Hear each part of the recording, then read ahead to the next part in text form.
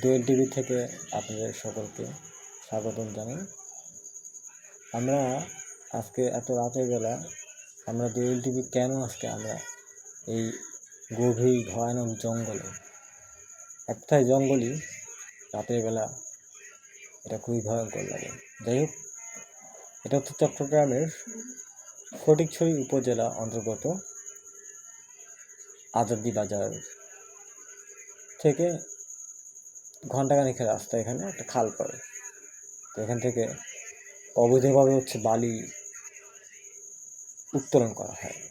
এটা চোরাইভাবে নেওয়া হয়। আর এটা যতটুকু সূত্রে জানা যায় যে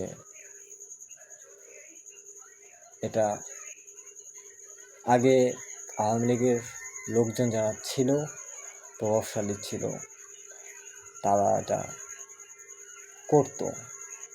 বাট এখন এটা তাহলে কারা চুরি করছে, এই বালি উত্তোলন কারা করছে অবৈধভাবে?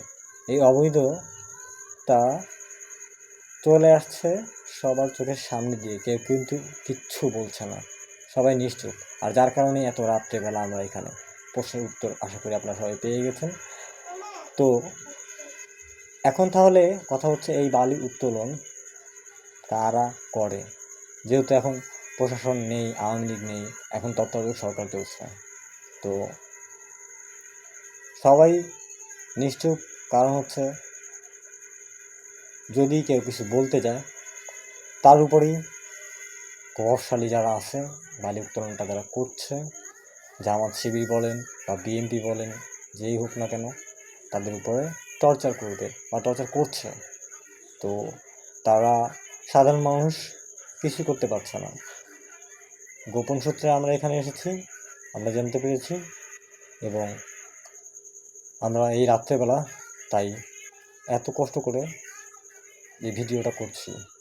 হ্যাঁ, দিনের বেলাও করা যেত, কিন্তু দিনের বেলার চিত্র অবশ্যই আপনারা দেখবেন। খুব শীঘ্রই দ্বিতীয় পর্ব নিয়ে আবার উপস্থিত হব আমি আপনাদের মাঝে। দোয়েল টিভি থেকে চট্টগ্রাম ব্যুরো চিফ তালহা চৌধুরী রুদ্র, মানবাধিকার বাস্তবায়ন সংস্থা তৃণমূল সাংবাদিক সোসাইটি পরিবেশ বিষয়ক সম্পাদক। ধন্যবাদ সবাইকে, ধন্যবাদ দোয়েল টিভির পক্ষ থেকে।